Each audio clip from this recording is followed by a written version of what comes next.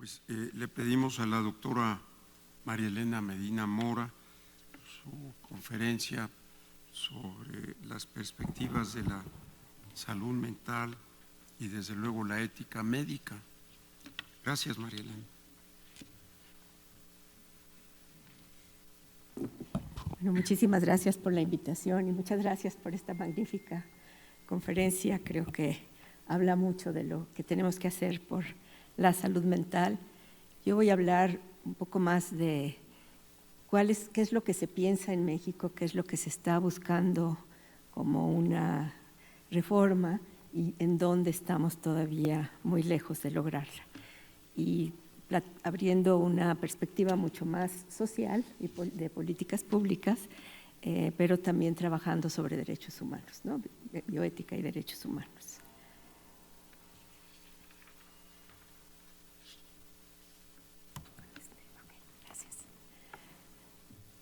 Nada más muy brevemente, la idea sería que necesitamos proteger la dignidad humana frente a los dilemas que surgen en la modernidad y que nuestros enfermos pues padecen de esta no cuidado de la dignidad humana y del derecho que tienen para una vida mucho mejor y más sana.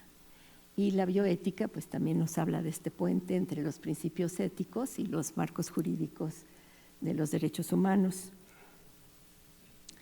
Y es dentro de esta perspectiva que la Convención de los Derechos de las Personas con Discapacidad plantearon una manera diferente de ver a las enfermedades o a las personas con algunos problemas que tenían que ver con la salud mental, es decir, se incluyó también a la discapacidad psicosocial que tiene que ver con la enfermedad mental. Y ahí se hablaba de un nivel de vida adecuado y la protección social, salud física y mental, la capacidad jurídica y el derecho a la libertad personal, la protección contra la tortura y los tratos o penas crueles e inhumanas y vivir en forma independiente al ser incluido en la comunidad. Y actualmente pues nosotros sabemos que estos principios no se llevan a cabo para atender a la enfermedad mental. Es decir, seguimos teniendo una gran cantidad de personas en los hospitales, en unidades asilares y sobre todo hay muchísimas más que no tienen acceso a medicamentos y viven en situaciones desafortunadamente poco sanas y sí con mucho dolor por la discriminación. Entonces, ¿qué fue lo que pasó al principio de esto? Que en 1970 hay un movimiento social que pretendía quitar barreras y permitir la inclusión social. En 1988 se crea un fondo para la vida independiente. En 90 el cuidado en la comunidad, que no lo hemos logrado. En 96 el acta, que permitía entonces y buscaba la manera de trabajar, de lograr el trabajo para que las personas pudieran vivir en la comunidad y desde luego tener vivienda y transporte. Sin embargo, las crisis económicas abandonaron estos programas de protección sin haber incluido a los trastornos mentales. La nueva reforma a la ley de salud, en el capítulo de salud mental, pues nos habla de la importancia de que las personas con enfermedad vivan en comunidad.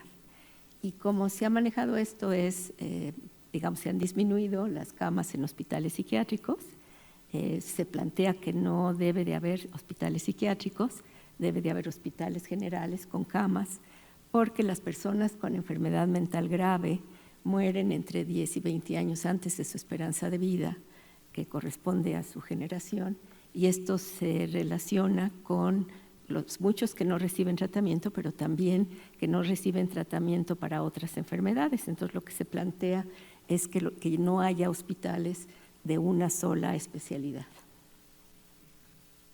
Sin embargo, para poder lograr la rehabilitación, piensan este modelo que no es las personas con discapacidad las que tienen que cambiar, sino es la sociedad quien tiene que hacerlo para que cualquier persona pueda luchar contra la discriminación. Voy además a hablar estos principios del modelo social que lograron una posibilidad de hablar los dos idiomas, de hablar los idiomas de una perspectiva social con la perspectiva biológica. Y entonces planteaban que había que remover las barreras y darle prioridad de las políticas de discapacidad, de elegir cómo quieren vivir y de recibir apoyo para vivir en la comunidad, de evaluar las barreras y no pensar que solamente los medicamentos eran los que iban a cambiar la enfermedad, sino todo lo que se planteaba también en el medio ambiente, y planteaban la necesidad de no hablar como enfermedad, sino como una condición que puede requerir tratamiento para enfermedades.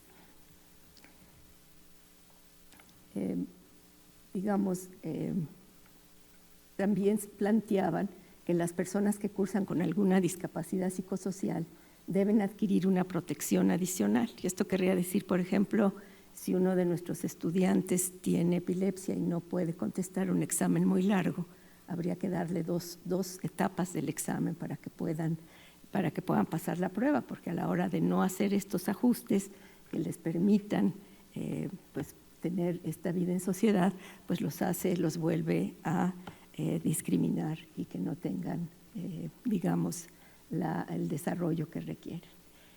También se ha hablado de la importancia de hablar de la remisión y recuperación funcional, tanto de la depresión y el trastorno bipolar, pero también de la esquizofrenia, en donde se plantea que, digamos que no todas las personas, es como una pregunta de una persona que puede tener una vida funcional, pero todavía tiene alucinaciones. ¿Se le considera un enfermo o se le considera una persona que tiene que aprender a vivir con las alucinaciones, pero puede trabajar, puede estar en la universidad y no hay necesidad de no darles estas oportunidades? Entonces, lo que se ha encontrado es que solo una tercera parte de los trastornos graves no cursan con limitaciones en su capacidad cognitiva, y solo una minoría son las personas que tienen condiciones graves, y que esta limitación no es permanente en la mayor parte de los casos, salvo los trastornos por desarrollo intelectual, los que podrían, digamos, cambiar a esta definición, y entonces si tienen derecho al tratamiento y pueden seguir el tratamiento y tener los medicamentos que requieren, pueden entonces vivir en comunidad. Ahora, si nosotros comparamos las condiciones crónicas, que es la línea azul abajo, estos son datos de las encuestas de salud mental, estos son los datos para México, vemos que, por ejemplo, el estrés postraumático tiene la mayor parte de áreas afectadas: hogar, trabajo, relaciones interpersonales y vida social, y que las condiciones crónicas en cuanto a discapacidad están hasta abajo, y que cuando se trata de las relaciones interpersonales y la vida social no tienen los mismos problemas que las personas con discapacidad psicosocial. Ahora, lo que vemos, o sea, ¿cómo haríamos entonces para lograr esto? Por una parte, tendríamos que acabar con el estigma y la discriminación. Las personas con enfermedad mental asumen cuando se les discrimina y cuando se les plantea que no tienen derecho a estar en muchos lugares, tienen el problema de que ellos lo absorben, lo asimilan y de veras creen que eso que les dicen las personas es cierto. Y nosotros vemos en México, esto es un dato de enfermedades por abuso de sustancias, y vemos que el 40% indicó que alguien en su familia lo despreció, que fue rechazado al solicitar trabajo, o que no quiere acudir a centros de tratamiento porque los tratan muy mal.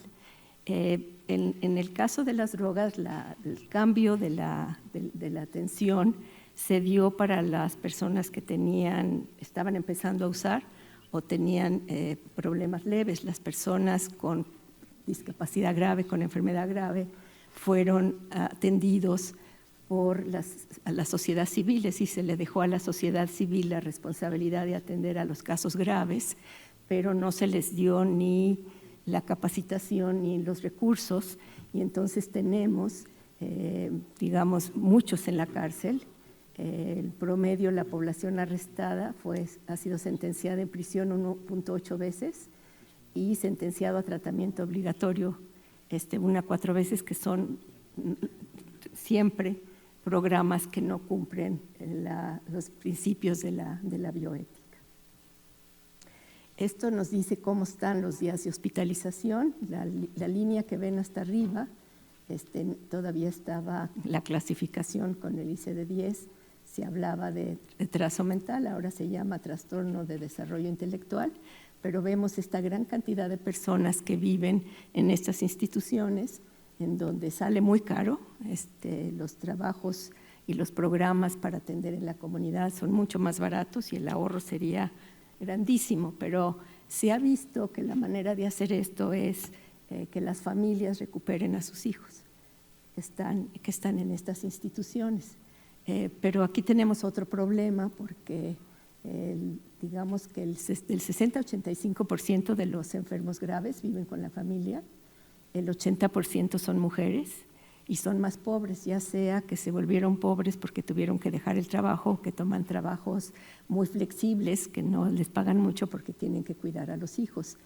Estas personas, estas mujeres, son mucho mayores que los hijos, y saben que ellas se van a morir antes que los hijos tengan una protección, de tal manera que tenemos que trabajar y evitar que los cuidados se carguen en las mujeres. ¿Qué tenemos que hacer? Pues en las mujeres jóvenes, ayudarlas atender a los enfermos para que las mujeres jóvenes puedan terminar una carrera, puedan trabajar, puedan tener otras oportunidades, y a las mujeres de mayor edad, pues pagarles por este trabajo no remunerado, que cuando hay familia con violencia, que es muy frecuente, pues también salen muy afectadas y tienen índices de depresión mucho mayor que la población general.